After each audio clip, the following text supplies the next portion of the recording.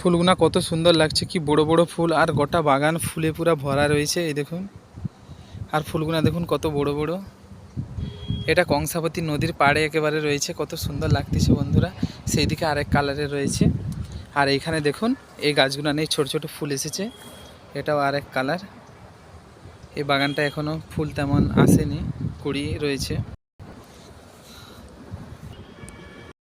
এই দেখুন বন্ধুরা, এই কালারটা কত সুন্দর দেখতে, এই কালারটা আরো সুন্দর। এই দেখুন খুব সুন্দর লাগছে।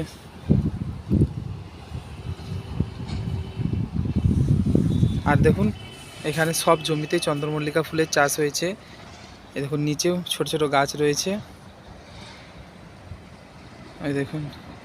আর ওটা হচ্ছে আমাদের NH6।